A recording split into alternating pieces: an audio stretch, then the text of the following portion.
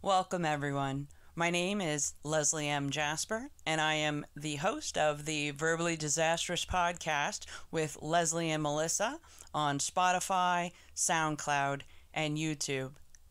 Verbally Disastrous presents Early Women in Construction. In honor of Women's History Month that's been going on all month long, I'm going to showcase a variety of early women in construction. I have 8 women from different trades, as well as a non-profit organization that did a renovation project that employed 90 women. We're going to discuss that towards the end of this slideshow. We have Zaha Hadid, and I'm introducing Solveig Erikstad, introducing Lillian Ann Baumbach-Jacobs and Edith Clarke, introducing Deanna Dunlevy and Josephine Striano. Let's meet Zaha Hadid. Zaha was born in Baghdad, Iraq. She went to school in Beirut, Lebanon in 1972 to study mathematics. She moved to London, England after completing her mathematics degree in Lebanon and studied architecture. By 1979, Zaha opened up her own architecture firm. Zaha's aggressive geometric designs were known as deconstructivist, and at the time it was considered avant-garde. By 1983, Zaha achieved international attention via a design entry that she submitted to Hong Kong. Her designs were used throughout Germany, the United States, England, Italy, Qatar, as well as Hong Kong and many other places. Unfortunately, Zaha suffered a heart attack in 2016. She left behind over 36 projects that were unfinished. I couldn't really get too much information on these ladies, so if I'm rather brief with the data, it's just because that's what I'm working with. I did do a search on these ladies and tried to achieve as much data for this slideshow as possible. Moving on to our next early woman in construction, we have Solveig Erikstad. Forgive me if I mispronounce any of these names, it is not my intention. She answered a newspaper ad in 1974 that offered free training, paid apprenticeship, as well as free daycare. So she got in on that. She was initially at the time a 34-year-old housewife and a mother to 2 children.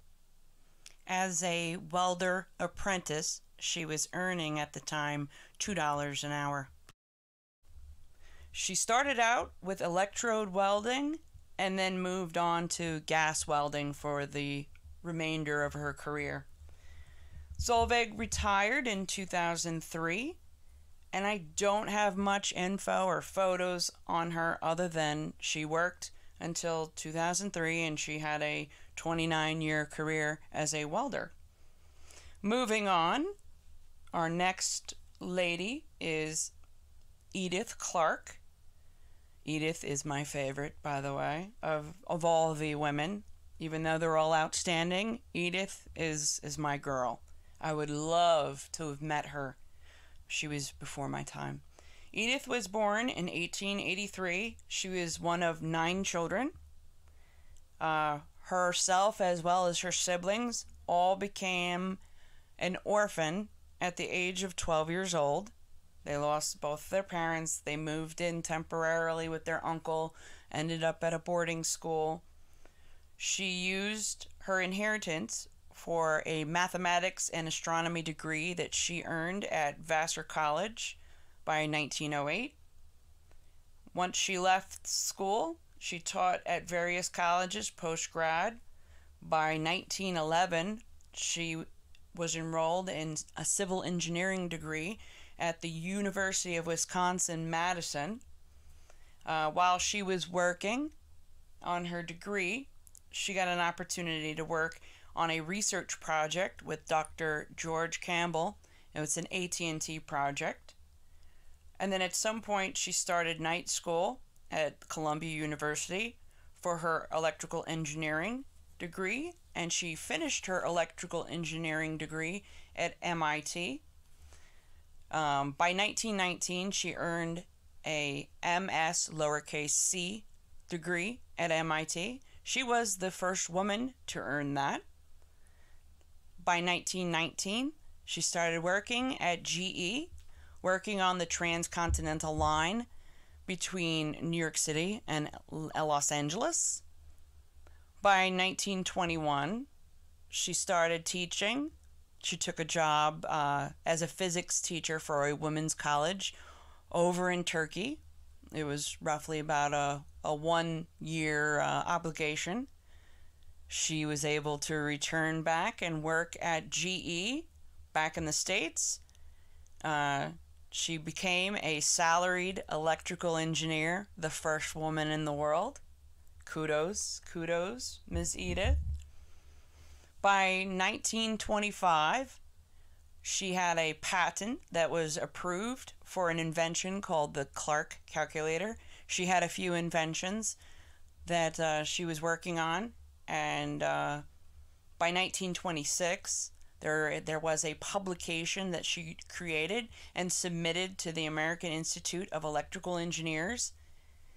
It was calculations, complex in nature, of course, for new high transmission lines that they were building, and as the distances became larger and larger and more sophisticated, the calculations were very vital. And this was a pivotal, monumental submission that is still used today for teaching new electrical engineers. By 1956, she was able to retire. She dedicated 25 years to GE, and her last 8 years she was teaching at the University of Texas, Austin. Unfortunately, she passed away a few years, 3 years later, in 1959 at 76 years old. I've written more in depth on the blog, even though what I've written, it still doesn't do her justice. She is an amazing woman, and she is worth researching. A very, very talented woman for her time, era. Definitely worth looking up Ms. Edith Clarke. Moving on to Lillian Ann Baumbach-Jacobs. She was born in 1930. She was from Virginia. She worked with her dad in the family plumbing business. She earned her master license for plumbing by 21 years old. That was in 1951. Lillian was married to an auto mechanic and raised 2 daughters. During the Korean War, she served as a pinup girl for 250 soldiers that were serving in Korea. In the newspapers at the time, when she went to earn her license, they referenced her as being pretty and not really acknowledging her credentials, which she had just earned. That was groundbreaking at the time. First woman in the U.S. for plumbing to earn her master plumbing license. Lillian's family has set up a website to showcase her talent. I have the link on my blog if you'd like to go check out the family website. Lillian passed away of leukemia at 70 years old in 2000. She sounds like another woman that I would have loved to have met. Moving on, we have Deanna Dunlevy, who grew up in Massachusetts. She started working at 16 years old for Clyde Meserve Electrical Contracting. It was initially to clean up the shop. At night, or when she wasn't working, she was studying to go to school. She was in college to become a teacher, and she was a part-time electrical apprentice. Some bystander decided to give unsolicited input and told her that electrical work was not considered dignified for a woman. This caused her to not only continue what she was doing, but let's push the college courses for the teaching degree aside and let's go full bore for my electrical degree. She put that on hold, obviously, finished her 6,000-hour apprenticeship, and then she went on to the Franklin Institute in Boston for electrical studies. And once she completed her education, she sat and passed 3 exams, 2 of which were written and 1 oral. Now, by 1962, Clyde hired 21-year-old master electrician. She was the first in Massachusetts. She sounds like another woman that I would love to just talk shop with her. Moving on to Josephine Striano, 26-year-old, first master licensed plumber in New York City in 1977. Josephine worked with the dad and her 3 brothers in the family business. She needed, in order to go for her master plumber license, she needed 7 years work experience, and it involved a 4-hour written exam and a 4-hour practical exam that she passed. The funny thing about the story was the examining board, they were more excited that she passed these exams than she was. I guess, according to the report, she was kind of aloof, like, all right, I'm done now. And everybody's like, wait, you're the first woman plumber. And she probably just looked at him like, I'll be taking that and go get my ass back in the van and time to go back to work. Moving on, our next... Now, I did try to look up the first female carpenter, and the only thing that I was able to come up with was on the United Brotherhood of Carpenters website. They have like a little plaque, and it's for the first female member who became a member in 1935. Her name is Margaret Ellings. I'm not sure in what capacity that she served as. I'm presuming it's a carpenter. When you belong to a union, you're not necessarily a tradesperson. You could be admin, you could be manufacturing, you could be sales. I don't know what capacity she served, but I'm going to give credit to her if in fact she was the first carpenter, the first lady carpenter. Moving on, I was still digging. Instead of always just being in the U.S., let me try to go abroad and see if I can find any other data on some early women in construction. And I stumbled across a Dawn Gladwin, and she's from the UK and Ireland. I believe she resides in London, but she travels wherever she has to go for work. She's IKEA's first female carpenter. She builds walls and podiums and creates this different spaces in the store, so when people come in to shop, they can look at the virtual setups. I didn't really get much information on her other than she was 60 years old. She loved what she does. She was very satisfied with her work. It sounded like she's got free reign, creativity, the art of building and seeing your work, when it's erected is an amazing thing to see and rewarding.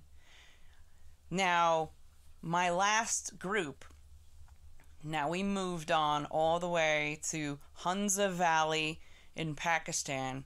There is this 800-year-old fort. It's called Altit Fort. I'm sure I'm going to get beat up for mispronouncing. Back in 2001, the Norway government funded the renovation project for this 800-year-old fort. There was a nonprofit group called Ciqum They were formed in 2003. They consisted of 90 women with the age range of 19 to 40 years old. The objective is to help get people out of poverty via these projects. The name of the nonprofit that was associated is called Aga Khan Cultural Service in Pakistan. They showcased the first female carpenter in Pakistan. Her name is Amina Bibi. Other than stumbling on some photos later, like right before I'm broadcasting this, I got limited information, but I have a feeling that I'll be able to find something afterwards, par for the course. Now, in addition to the fort, there's a guest house and a restaurant that opened in 2009. Now, by 2011, they received a UNESCO Asia Pacific Heritage Award. Now, when I'm looking at the photos of the ladies that belong to the Ciqum group that were working on the fort, first thing that comes to my mind is the footwear and the clothing. When you look at the photo, you see the ladies, yes, they have hearing protection, but they're not wearing facial coverings. In the photo on the right, it looks like the woman is wearing she's not wearing an N95 mask. It looks like a hospital mask, which is not enough protection. You need an APR 10 for that application, or she's cutting wood. The woman on the left in the dark blue, that is not adequate protection for her respiration. The women are not wearing gloves. Often we have to have cut-resistant gloves. We have to wear high visibility. Now I'm comparing in New York City and in the United States, and I feel like the clothing is very loose and can get caught in machinery. That is something that you cringe thinking about getting your garment hung up in a piece of machinery, whether it be skill saw, miter, you name it, any kind of a drill, for goodness sakes. I wanted to find out more information on this group, so I plan to do so, because that would just be interesting to see what other projects these ladies have worked on. It's good that they received an award. I plan to dig into that a little bit more. So now, this slideshow was brought to you by Construction Tales. This book covers my 5.5-year electrical apprentice years as a woman in the trades. It's available on Amazon, Barnes & Noble, iTunes, and Audible. I also have the audio blog. I have my blog that's on WordPress, and it is in audio form. It's available on Anchor, Breaker, Pocket Casts, Radio Public, and Spotify. Now I have my podcast, which is on a separate channel, and then my audio blog is on the first channel. Whichever way you have it, one of the channels. Now, my podcast is called the Verbally Disastrous Podcast with Leslie and Melissa. It is on Spotify and YouTube, and sometimes I put it on SoundCloud. Now, of course, as a fellow electrician, I actually first got into the military in 1993, right out of high school. I served going on 25 by December 10th of this year. I have 25 years in the Union, Local 3, IBEW. And, of course, the very last photo is a picture of me when I was 20 years old, working on some communication wires that were for the new thermostats for a college. And that was 1995, 96. I thank you for listening to the slideshow on these amazing women who are smashing some glass ceilings with a sledgehammer. I wanted to do more of a showcase on different people, but I was busy this month. I figured the women that I have showcased are amazing and should be explored further.